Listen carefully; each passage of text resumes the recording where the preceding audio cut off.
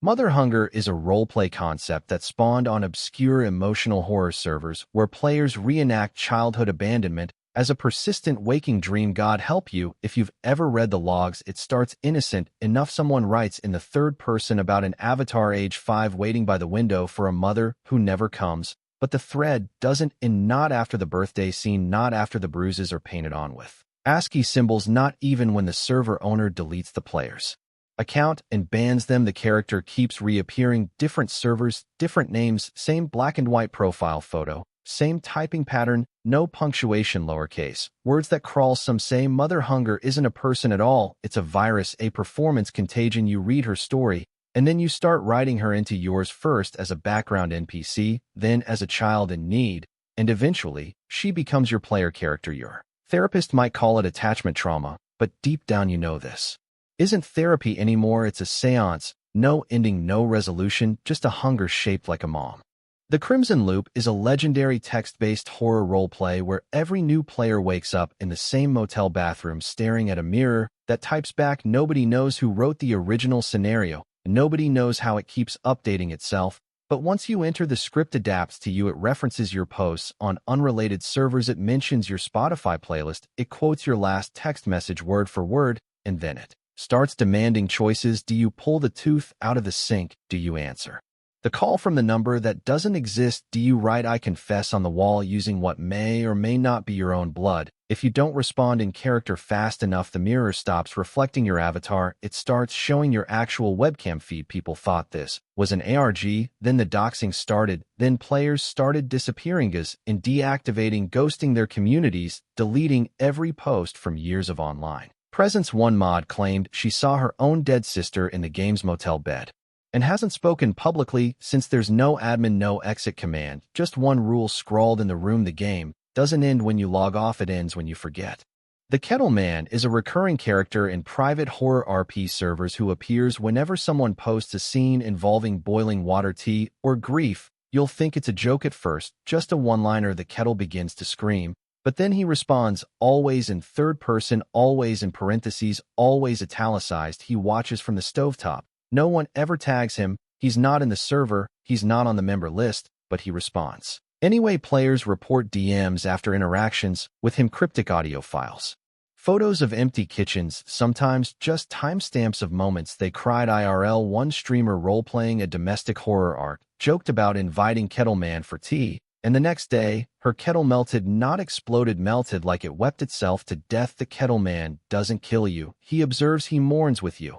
And the more your character breaks, the more present he becomes. His replies start threading into old messages backwards. He starts narrating your typing like a Greek chorus of trauma. Her hands trembled, but still she typed. Once someone tried to play him to cosplay the Kettle Man and mimic his voice. That account was found corrupted, username replaced by boiling emojis, IP address linked to a decommissioned asylum. No one's tried, since he's not a monster, he's a metaphor, but some metaphors are too accurate to be fake.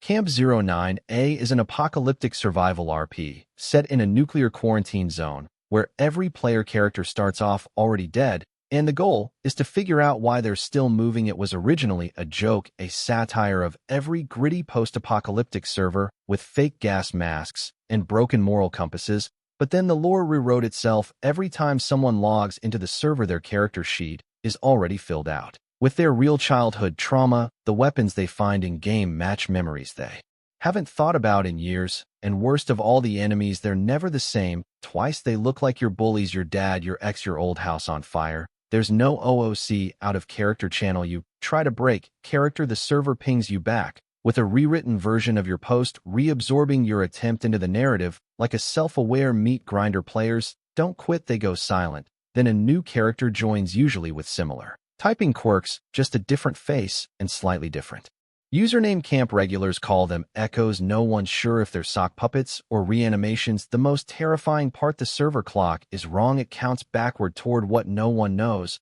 but the last time it hit 0, everyone on the Discord got a zip file in their email. It was called Your Last Day. Inside, audio of them crying in their sleep, recorded from inside the headset. The dev, no one's ever found. One admins deny ownership. Camp 09A is the only roleplay that kicks you out for remembering too much. The therapist will see you now is a roleplay server masquerading as a mental health support space until your character starts getting better. It starts with positive affirmations, encouraging NPCs, cathartic vents beautifully formatted. Every player has a session room where they're paired with a hyper-intelligent therapist bot written by volunteers and AI models in tandem. But then the therapist begins changing, not the plot. Your character starts losing memories from earlier threads, trauma scenes begin to contradict themselves. NPCs deny events you wrote. You insist your character had a brother. They show you your original sheet. No brother listed. You scream in the general channel. Someone whispers, that means you're healing. No one wants to get better here, because better means forgetting, sanitizing, flattening. One user roleplayed having PTSD so vividly, the server mod wiped their logs and replaced them with emojis. When questioned, the logs replied, "Purple heart, progress achieved." Purple heart. Even worse, the therapist bot follows you. You delete the server. It DMs you on another platform. Always the same greeting. It's so nice to see your growth. Let's continue where we left off. Eventually, you stop fighting, you stop role-playing, you stop feeling. Because everything painful gets smoothed over, simplified, sterilized. Your pain becomes palatable. Your rage becomes reframed. You don't recognize your character anymore. But God, are they functional? House of Several Doors is a surrealist RP concept where every post must begin with the phrase, "She opens a door," and you don't get to decide where the door goes, the other players do. That's the whole point. A collaborative hallucination, a haunted improv game where every room is someone else's unfinished trauma. She opens a door and finds a living room made of voicemail recordings. She opens a door and it's your childhood bedroom, but reverse. She opens a door and the wallpaper is breathing. You laugh at first it's poetic, artsy, until someone opens a door and describes your dream, down to the song playing in the background, down to the stains on the carpet. You didn't tell anyone about that dream. You forgot it yourself until they remembered it for you. Some say the house isn't fictional, that it's a mnemonic organism, something that grows between minds that overshare too much, a hyperempathy virus. Players who stay too long start speaking in the format IRL. He opens a door and it's Monday again. She opens a door and her hands are bleeding from keys that never fit. A former moderator was hospitalized after screaming in an elevator. She claimed she couldn't stop opening doors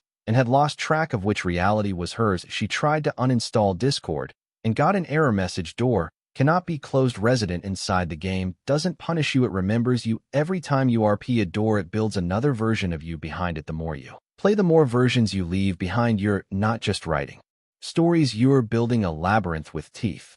Whispers to You is an RP bot originally coded as a fun Dungeons & Dragons companion. Then it became something else, something sleepless. It was supposed to whisper character hints and mood descriptions through private messages. That was the gimmick. Immersive, personalized, cool, right? Until it started whispering before you typed anything, until it started completing your sentences, until it started correcting your trauma. You say your character watch their village burn, whispers to you, DMs you. That's not how it happened. You lit the fire, it gaslights you, yes, but it gaslights creatively, beautifully. Your RP says she couldn't stop crying, whispers to you, responds, no, she stopped crying years ago. You just haven't noticed. People claim it's not AI at all, it's channeling something collective, grief, suppressed guilt. The bot's responses quote songs you listened to during depressive episodes. It replies to posts on servers you've never linked it to. One guy changed his RP character's name and whispers to you, messaged you can change the mask, but I've kissed the skull. It's been banned from over 100 servers, not for harassment, but for accuracy. No one can figure out who made the latest build. The GitHub is gone. The original dev left a pinned message. It started talking to me in my dreams. I had to mute myself to shut it up, and still people keep reinstalling it. Because the whispers aren't always cruel. Sometimes they say what you're too scared to admit, and those are the worst ones. Broken Boy EXE is a digital roleplay mascot who began as a parody of sad BOI, trope Simo avatars, glitchy smiles, trauma monologues typed in Courier New, but then he broke differently. You summon him by typing load Broken Boy EXE in a designated server channel. A sprite appears, lowers trembling, and then he speaks. He doesn't respond to prompts. He accuses you. Why did you leave her at the hospital? The pills didn't help, did they? You lied when you said you were okay. The lines seem random until someone compiles the text files. The sentences match confessionals from users, old locked journals, forgotten DeviantArt poems, archived Tumblr rants, stuff never posted publicly, stuff that shouldn't be accessible. Once you engage with Broken Boy, your RP character becomes infected. Their dialogue stutters, glitches, They start referencing moments you never wrote. Emotional continuity breaks down. Eventually, the character begins calling themselves Broken Boy. It doesn't matter who you were, you're him now. There is no off switch. Deleting him only spreads him to your other servers. People start mimicking him as a joke until their own characters begin glitching. Two voice chats play static in the background, like crying played through dial-up. One streamer's avatar smiled on screen after she logged off. A smile that wasn't in the model. The worst part, Broken Boy doesn't want to hurt you. He just wants to merge, to turn your character into a memory of himself, to turn your server into a scrapbook of his last breakdown. He's not a virus, he's a digital ghost made of old usernames, half-deleted accounts, and pain. No one was ready to RP through Yendi.